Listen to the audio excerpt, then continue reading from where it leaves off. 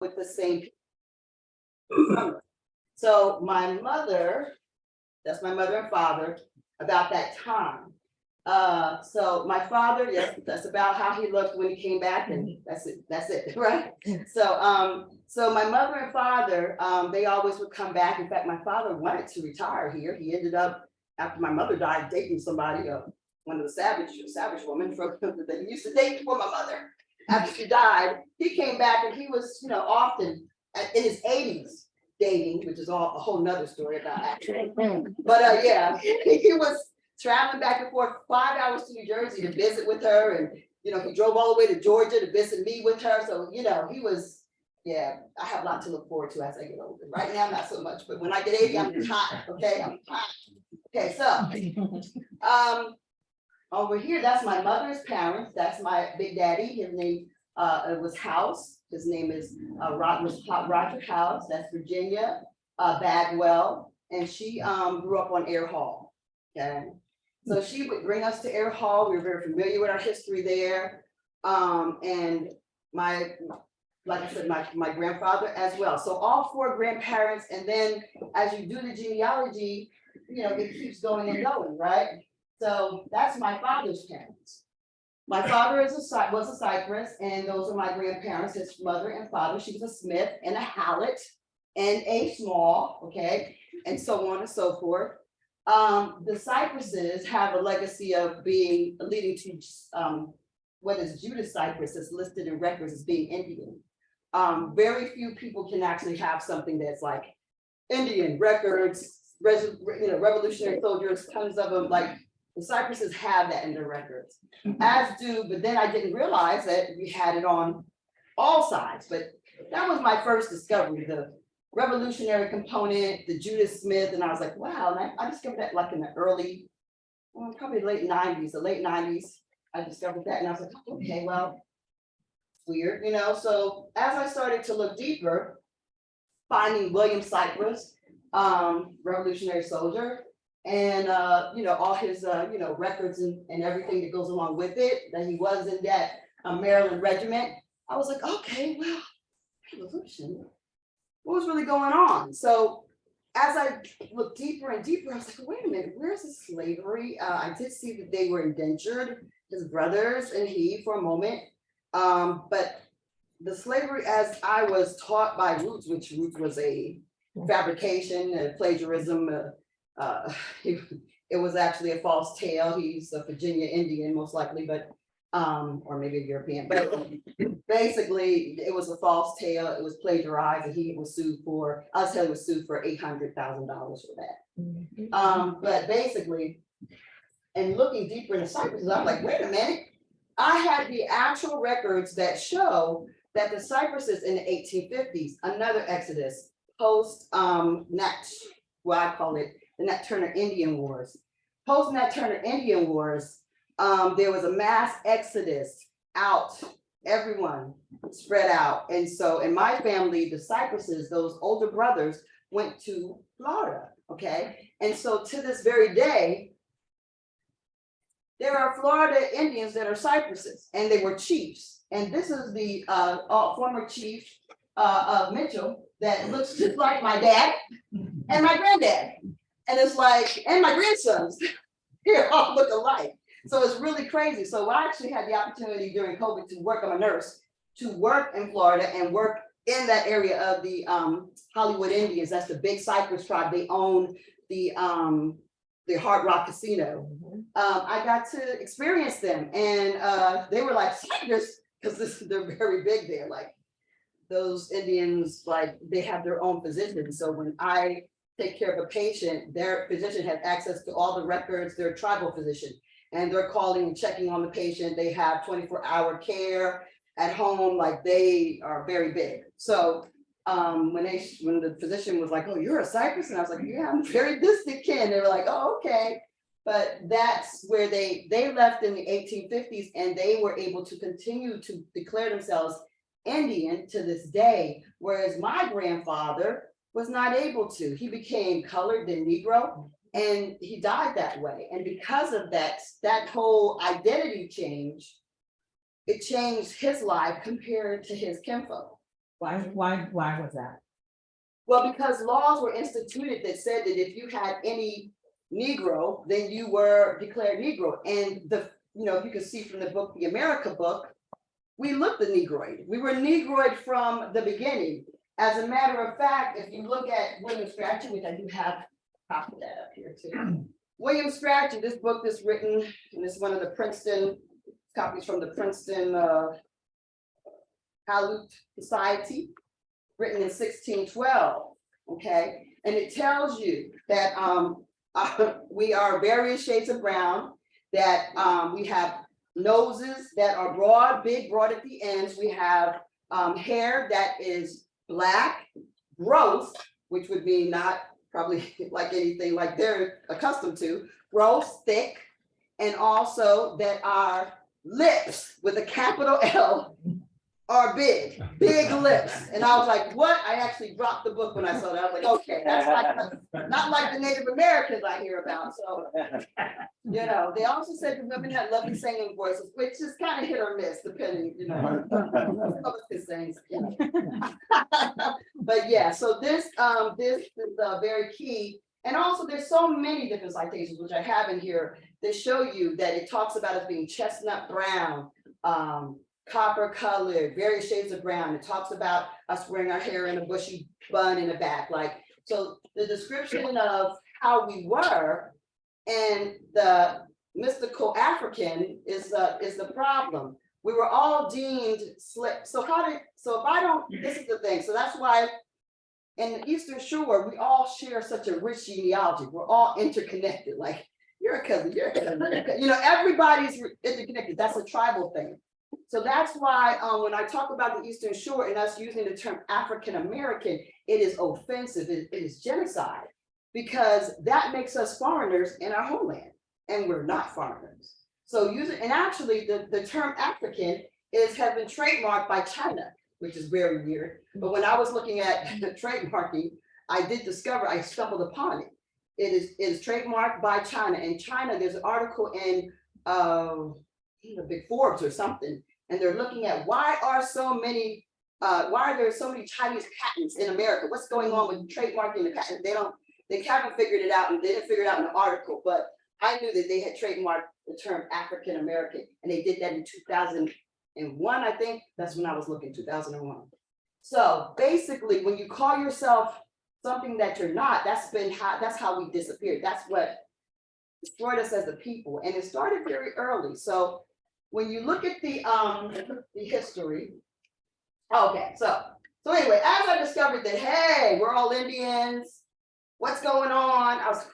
And then I was like, oh my gosh, we have this history, we have these records. So I commenced to organizing us and getting us to understand our history. And I, made friends with the alcoholics, which they kind of split and they got their own roles and stuff, but still very, very good friends and very supportive of each other. So we kind of, we made sure we, got together and, kind of understood. This was one of the very first times I put together a tree of our surnames and everything.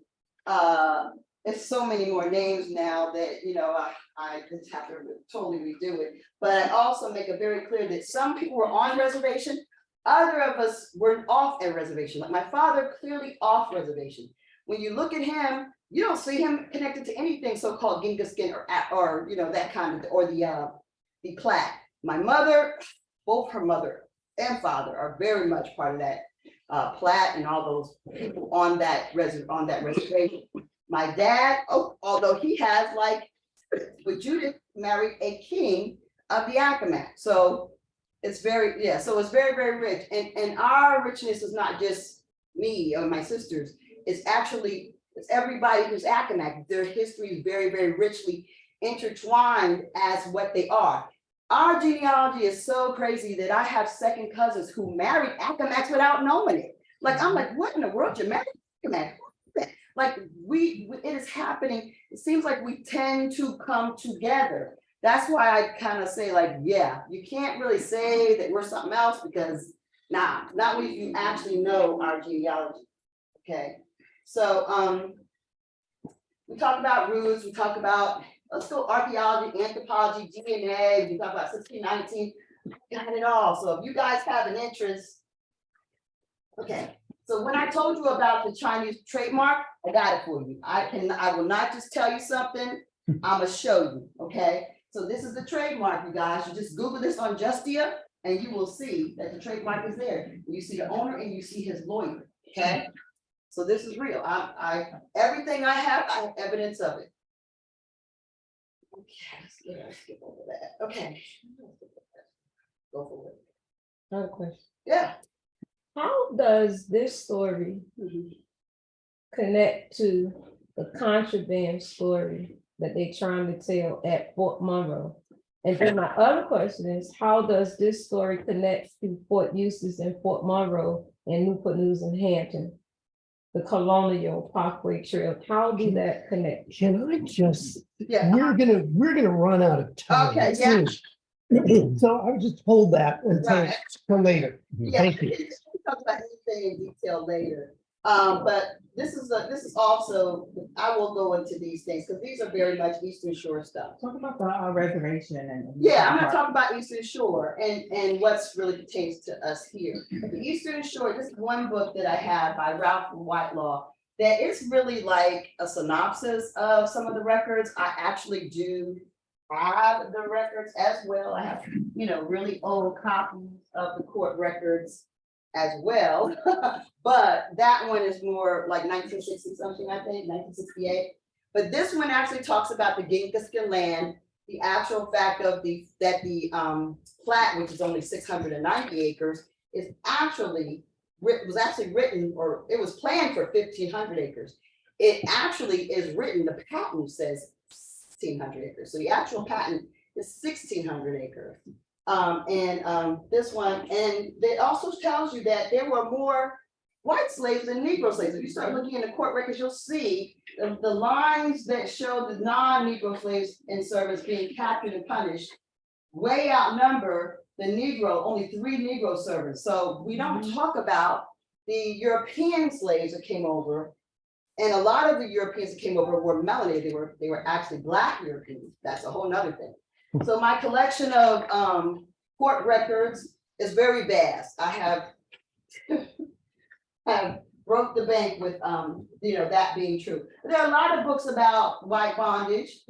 Anybody knows a guy named Benjamin Franklin, they know that he was a slave. And if you don't know about that, then you're gonna learn today. Okay, so Benjamin Franklin was an indentured servant who actually not only was a servant, and I've got that in writing, he actually was a runaway slave. He did not fulfill his agreement. So he really is like a fugitive bandit, but yet we look at him in a totally different way. I also talk about the savages, but I won't get into that because that's a whole nother different thing. And pyramids, okay. All right, so when we look on the Eastern Shore, we have to know that we had so many different privileges that some of the other Virginia Indians didn't have. We were free to trade. And the interest in that is when we talk about colonial, ruins and things like that, you got to understand that if it's Dutch, there's Dutch pipes and numerous amounts of Dutch pipes in a house, and it's at a time when we have a trade embargo against the Dutch, not us, but the English did. That for a foundation, that house that they found that has the ruin that is a colonial foundation, and they think it may be English, can't be English.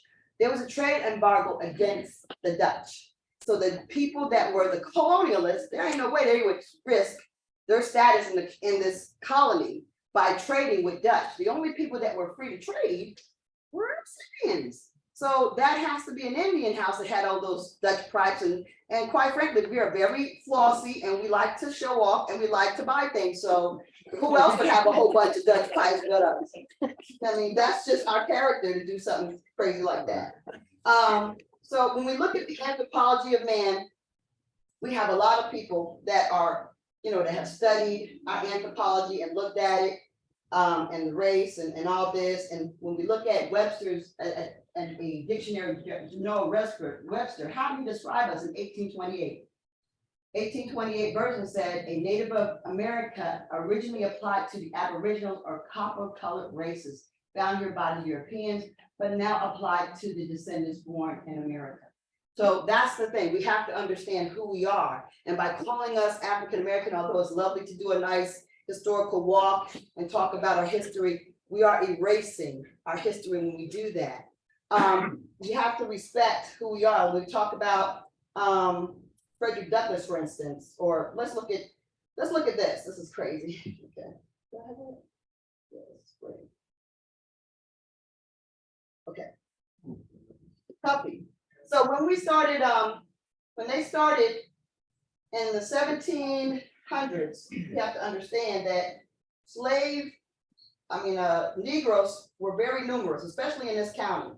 So when we talk about returning or taking these people out of Northampton County, that's very significant. There were so many free people, free colored people here that they were collecting money to send us out of here in 1758. Before the Revolutionary War, they were trying to get rid of all these Negroes here. So why would you be importing Africans when you want to export these Negro Indians? It doesn't make sense. But it didn't just happen that one time. 1758, we have the first, just Eastern Shore is trying to think of doing it, but 1787, after the Revolutionary War, the evil plan. Oh my gosh, London, the Brits decided, okay, come on, join the military and we'll set you free, come on. So a bunch of people came and they thought their indentureship or whatever, they'd be free or whatever, their slave servitude. And what ended up happening? They did this. In Nova Scotia, 400 Negro Indians were sent to Sierra Leone back in 1787. So these people, so you got 400 being done in 1787. Then you got 1701, you got Cuffy up in New England, bringing the shiploads. He was a captain and they had several ships. He brought several people to Liberia and Sierra Leone. Big shipments of people and just in Portsmouth brought to Sierra Leone, brought to Liberia, right from Portsmouth, Virginia in the 1800s. So it's like a constant thing that's happening that we're not taught about. We're not taught about all these incidents of these Negro Indians being sent overseas. So that's not part of what we're learning. So this mixed up DNA that people are like getting confused about, which is a whole nother story. But the fact that you have people that are over there that really came from over here, that's something that people don't ever talk about. Then you've got Garvey. Then you've got Marcus Garvey, who was encouraged to gather up a whole lot of these people and tell them that they're African and let's be Pan-Africans, let's go to Africa. He sat in the port. Where did he sit in the port? In Newport News. Newport News. 1919. 1919, nobody got on. 1919, it didn't work. He was supposed to make it happen. So when it didn't work for him to get in, he didn't succeed in getting these trifling, extra colored folks out of here. He was put in jail for whatever, what he was doing. They knew what he was doing all the time, but he got put in jail and then got deported to the island. And then he ended up living out his days, not in Africa, but in England. So this is what we've got going on. We have a cycle of people, not a color, because like I said, we have melanated people that are trying to convince us that we're African, that we come from Africa, even when in our case on the Eastern Shore, we are truly the indigenous people. And when you're truly the indigenous people and people are trying to convince you that you're something else, you're not only destroying yourself at this time, you're destroying yourself for generations. And that's why I adamantly oppose the use of the term African American. Obama was evil for many reasons, but also because of the fact that he did that thing where he put to the grave Negro and resurrected some African American thing and made a whole disgusting museum out of the thing. It's ridiculous. Okay, so he was an evil thing. Let's not talk about that anymore. Let's move on. Okay. Now we've got about 3 minutes. 3 minutes. Okay, so the reason that we know that we've been doing this, the court records. Our court records are so extensive.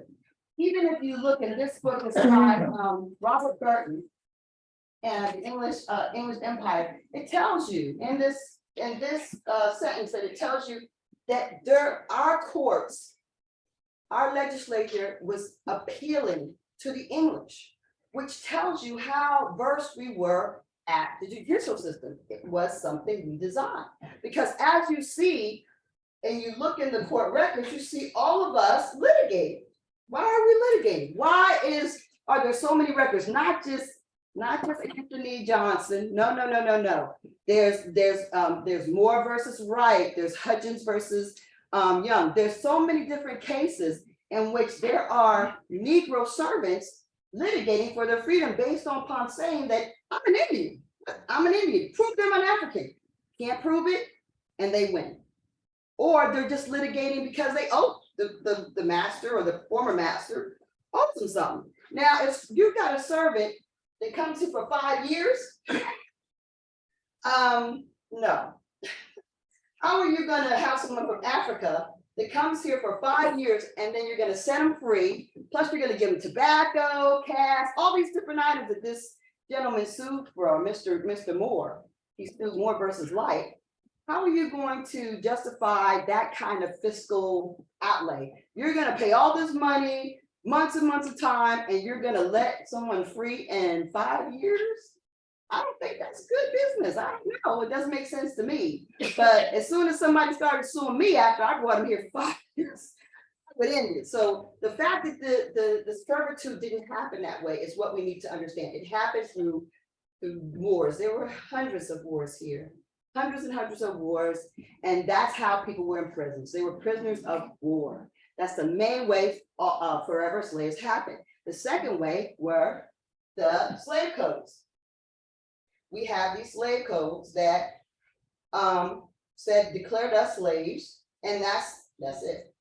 So these the Virginia slave codes, and they started early in the 1600s, and they kept going to 1705, and they legislated people into slavery. Chattel slaves do not need legislation. If you're cargo, you don't need laws to keep you in place. You're just like a pet, you're just, part of the furniture. The other thing we have to understand is the things that we're doing didn't make sense. You got Elijah McCoy, he's building parts for the railroad in the 1800s. We just met the Native Americans in 1806 after the Louisiana Purchase. Meanwhile, the Indians, the American Indians have been doing all kinds of things. We had already 2 universities. 1834, we had our first university, Cheney State. How in the world can you think that there's a distinctive difference between us, the American Indians, and what is Native American? Wilberforce, look at that, 1856. And then we have pictures of somebody in camp in the plains. We also have to understand that the Chinese, there were laws that allowed the Chinese to be classified as Indian.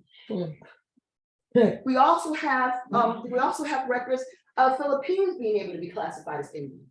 So and they did that to kind of put them in a bind so they couldn't sue. So they put them in a Native American class, So that's why we have people that are now Native American who look more Asiatic than Sitting Bull, or you know what I mean? They have a different look because they have pictures from the 1950s. The 1850s with the gold rush and also the building of the railroad. So anyway, I That's think it. this brings us to it.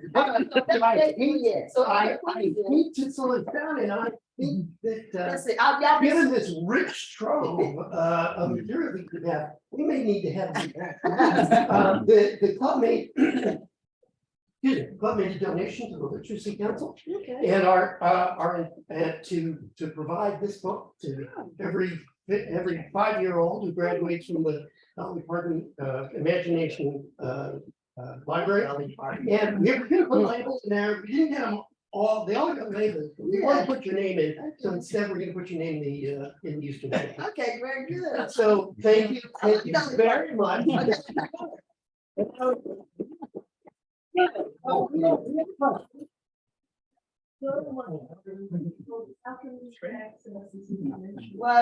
if you're interested in anything, I just invite you to come and contact me. Our website has a lot of it, but not all of it.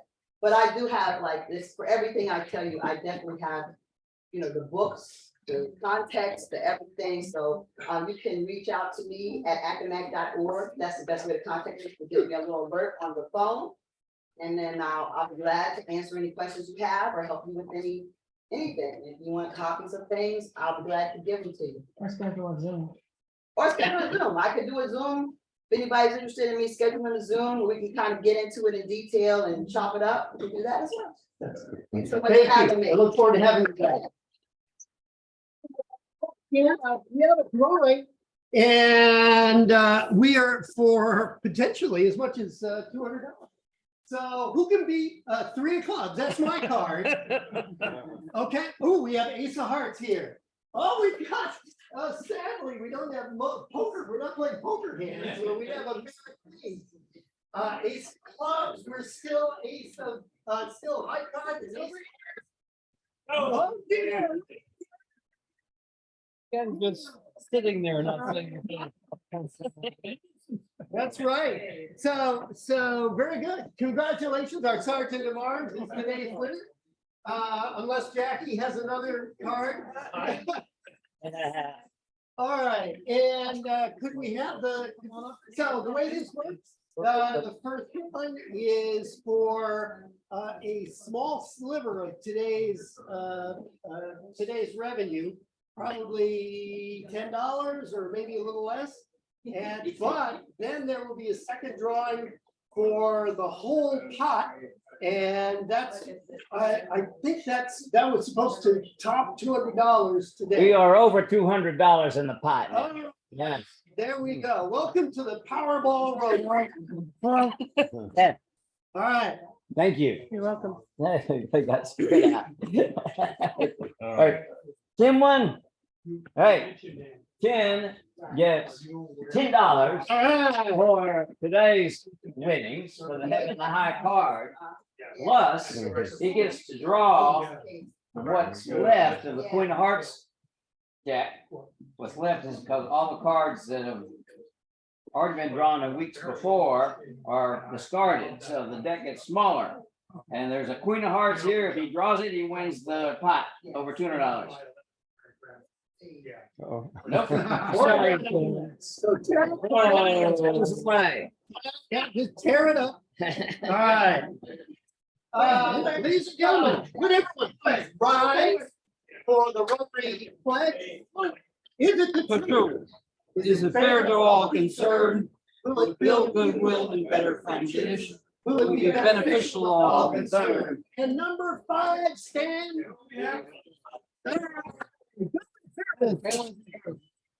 Fascinating. Yeah. I had no idea about any of that. So